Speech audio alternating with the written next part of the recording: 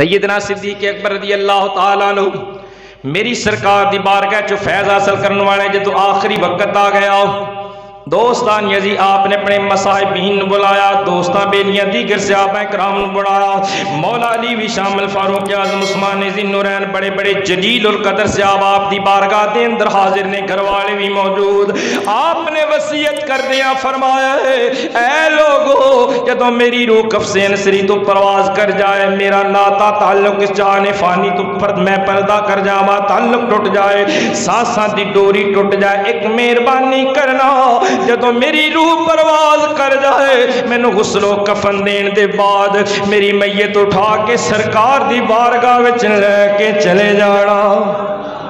حضور دی مبارک بارگاہ دے اندر جدوں لے کے پہنچو تے جا کے سرکار دے قدماں وچ میری میت میری چار پائی رکھ کے عرض کرنا، اے مدینے دے لاڑے ہو، اے تواڈے غار دا ساتھی اج مزار دا وی ساتھی بننا چاہندا ہے۔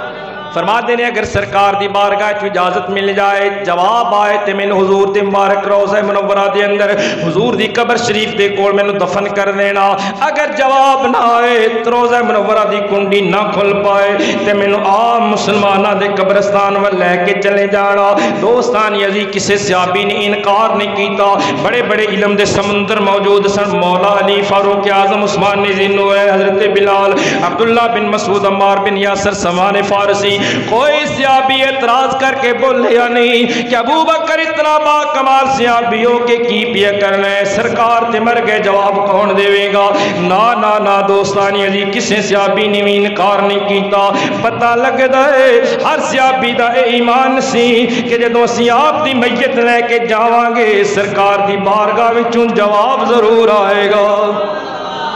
آئیے میری سرکار دے غلاموں پھر سیدنا صدیق اکبر رضی اللہ تعالیٰ عنہ جدو آپ دا وصال با کمال ہو گیا، آپ دے مصاحبین تے گھر والے نے آپ نو غسل دیتا، کفن پہنایا۔ دوستان یزی پھر عاشق دا جنازہ سی جدو کندیاں تے اٹھا کے کلمے دی گونج چلے کے چلے نے، اور منظر انج دا بنیا ہوئے گا عاشق کا جنازہ ہے ذرا دھوم سے نکلے،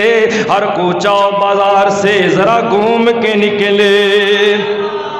عاشق صادق دا جنازہ جدو لے کے سرکار دے غلام صحابہ کرام چلے، مدینہ المنورہ دیاں گلیاں وچوں گزر دیاں بالآخر حضور دے مبارک قدماں وچ لے کے آئے۔ سرکار دو عالم علیہ السلام دے روضہ منورہ دے سامنے چار پائی رکھی صدیق اکبر دی، عرض کیتی سونیا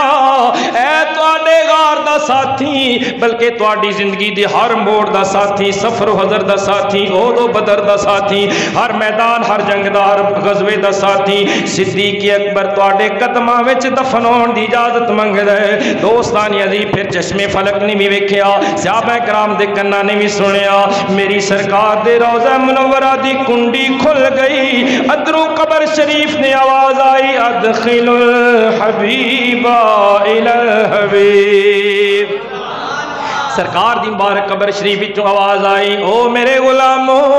اس یار نو یار دی آغوش تک لے کے آ جاؤ، یار نو یار دی آغوش تک پہنچاؤ۔ دوستان عزیز سرکار دو عالم علیہ السلام دے غلام نو حضور دے مبارک قدماں وچ پھر دفن کیتا گیا۔ میں دعوت فکر دے کے کہنا چاہنا جو حیات نبی دے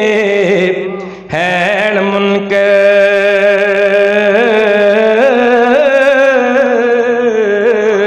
تے دسو کون روزے وچوں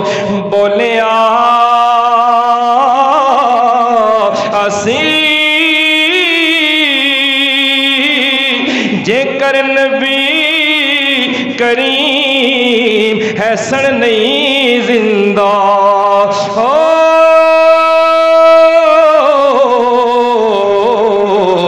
دسو کنڈا پھر کس نے کھولیا سی۔